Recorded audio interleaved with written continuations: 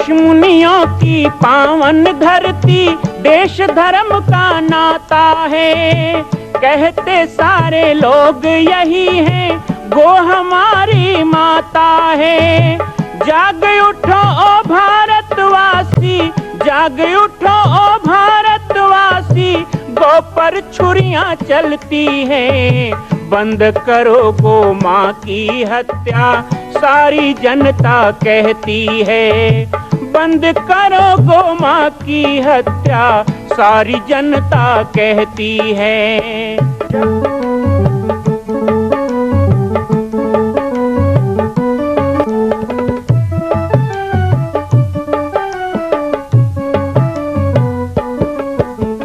जगह जगह पर बूचड़ खाना, लाखों गौएं कटती हैं। किसे सुनाए व्यथा हमारी, नैना नीर बहाती हैं। रक्षा करना गौ माता की, रक्षा करना गौ माता की, गीता ज्ञान सिखाती है। बंद करो गो माँ की हत्या, सारी जनता कहती है। बंद करो गो माँ की हत्या, सारी जनता कहती है।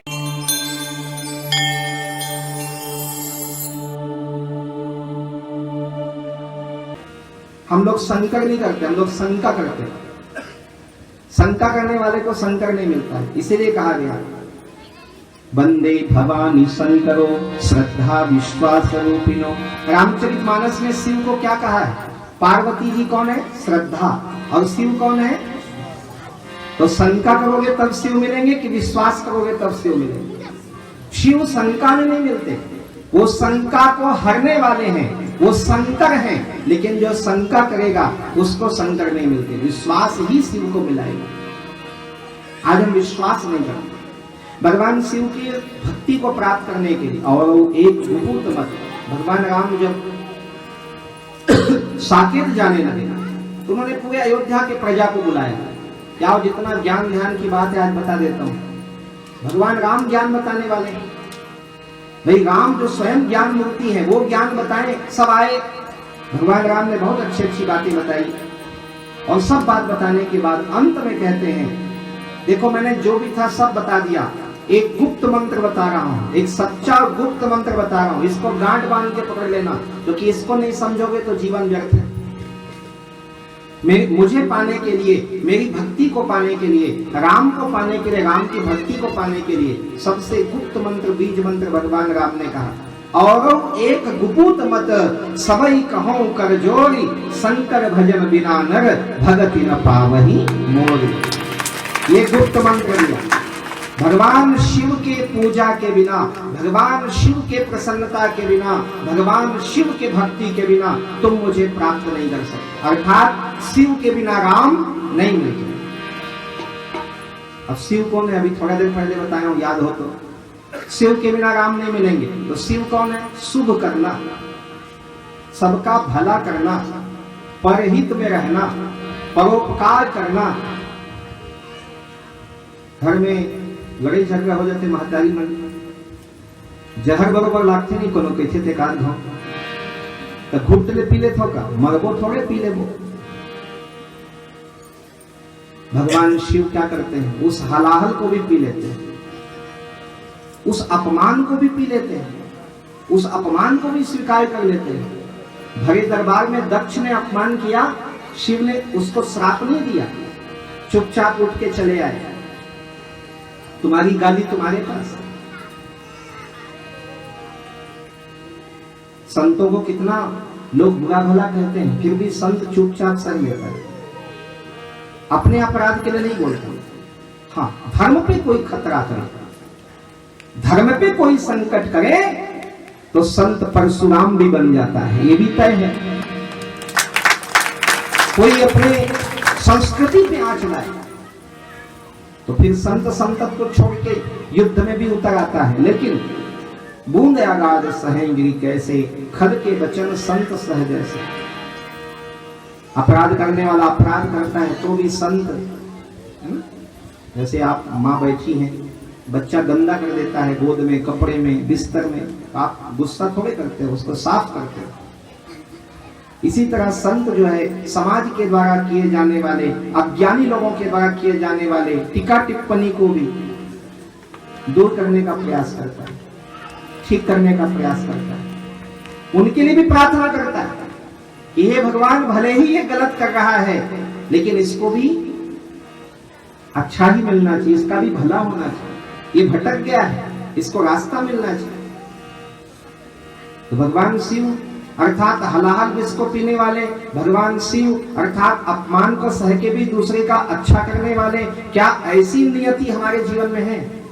राम को पाना है ना तो शिव चाहिए। शिव अर्थात कल्याण, सबका कल्याण सोचना, सबका, केवल मेरा नहीं।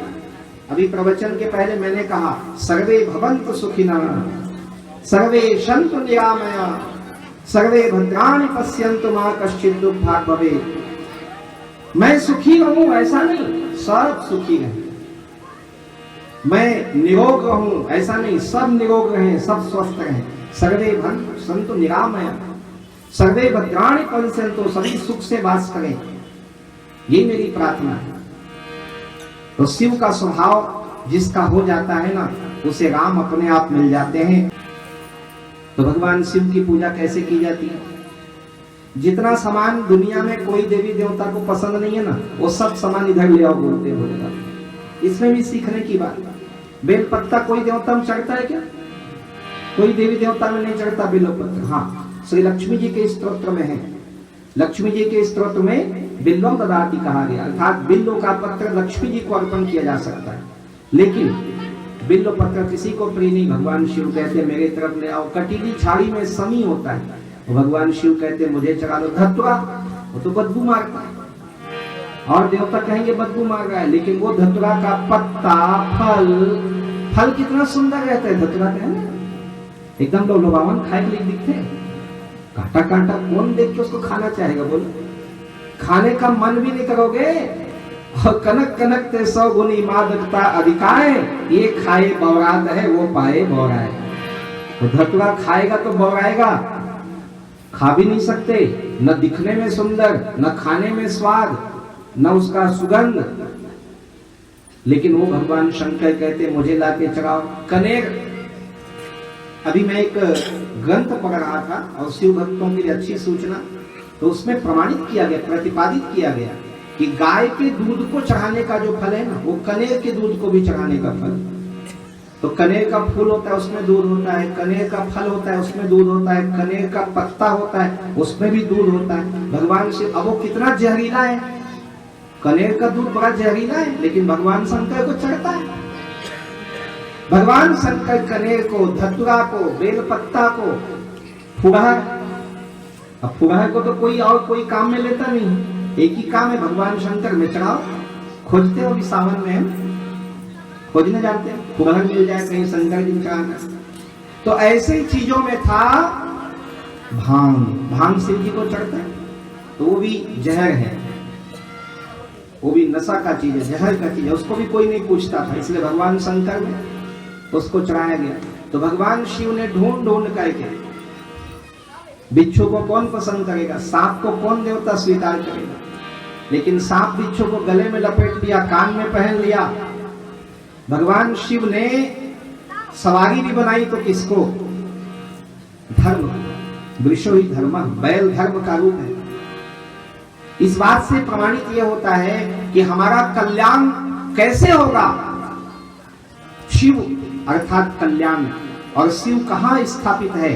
तो वो बैल में अर्थात धर्म में हमारा कल्याण यदि होगा।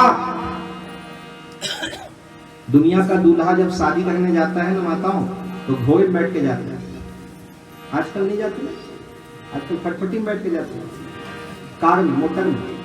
पहले घोड़े में बैठ के जाते हैं। तो घोड़ा जो है वो काम का प्रतीक, घोड़ा काम का प्रतीक है, और बैल किसका प्रतीक है? वृषो ही धर्म।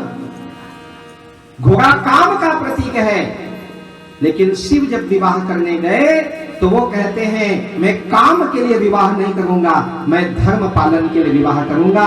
और इसीलिए पत्नी को धर्म पत्नी कहा जाता है, काम पत्नी। ये आदर्श किया भगवान शिव। बैल पे सवारी कर ली। अब लोग उपटन लगाते हैं, हल्दी लगाते हैं, पाउडर लगाते हैं, दुनिया में आजकल तो उसी में ज्यादा पैसा उसी में जा रहा है। श्रृंगार नेचुरल नहीं रह गए लोग, बहुत सारा लिपा पोती करना अच्छा लगता है। हम बहुत खराब दिख रहे हैं क्या आप लोग? हम तो तेल भी नहीं लगाते हैं। अभी थोड़ा जटा वटा निकल गया है, कई लोग तो पहचान भी नहीं रहे हैं कौन बाबा आ गया, वही एक दूसरे। फिर हो जाएगा कुछ दिन। स्वाभाविक रूप से भगवान ने जो आपको दिया है, आपका तेज, आपकी धृति, आपकी बुद्धि, आपका स्वभाव, आपका व्यवहार, आपकी प्रसन्नता, आपकी सहजता, बिना अहंकार सहज रहना, जहां जैसे वैसे रहना, बनावटी मत रहो। हम तो सोच के भी नहीं आए आपके यहाँ क्या सुनाना है, बैठे बैठे भी नहीं सोचे क्या सुनाना है। बात कर रहे हैं, आपसे बात करने आए, बातचीत कर रहे हैं, अपना परिवार है बैठा है, सुख दुख की बात कर रहे हैं। सहज रहना, शांत रहना, प्रसन्न रहना, ये जीवन का सबसे बड़ा श्रृंगार है। जो व्यक्ति अंदर अंदर मरते रहता है, वो बाहर कितना भी जीने की कोशिश करे नहीं जी सकता। इसलिए जीवन अंदर बना के रखो। जीवन अंदर बना के रखोगे तो मुर्दे में भी जान आ सकता है, मृत को भी जीवित कर सकते हो। इसलिए भगवान शिव ने शमशान की भभूत उठाई। चिता भस्म कोई लगाता है? चलो कुछ देवता है जो भस्म भी लगाते हैं, है ना? कुछ देवता है जिनको भस्म चढ़ता है, लेकिन भगवान शंकर ने जहां से भस्म उठाया, जब सब कुछ भस्म हो जाता है ना, तब बचता है भस्म। कहते हैं एक बार भगवान शंकर जा रहे थे तो उन्होंने देखा कि भजन हो रहा है। तो भगवान शंकर कौन है? हनुमान जी हैं। हनुमान जी कौन है? शंकर जी हैं। प्रभु चरित्र सुनिबे को रसिया, जहां जहां भगवान का नाम होता है हनुमान जी वहां बैठ जाते हैं।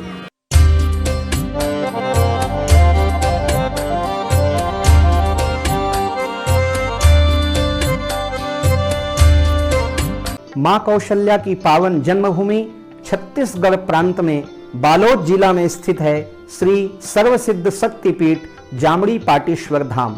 परम पूज्य सद्गुरुदेव राजयोगी बाबा जी की तपस्थली श्री पाटेश्वर धाम और विश्व के अद्वितीय मां कौशल्या जन्मभूमि मंदिर निर्माण का दर्शन करने और इसी प्रकार समसामयिक विषयों पर अपना ज्ञान वर्धन करने के लिए और 10,000 गायों के लिए बनने वाले श्री हनुमान नंदीशाला गो अभ्यारण्य का समाचार प्राप्त करने के लिए आप सभी देखते रहें YouTube चैनल पर राम बालक दास, और हमारे चैनल को आप सभी सब्सक्राइब करें, घंटी का बटन दबाएं ताकि आप सूचनाओं से जुड़े रह सकें। जय श्री राम, जय गौ माता, जय गोपाल।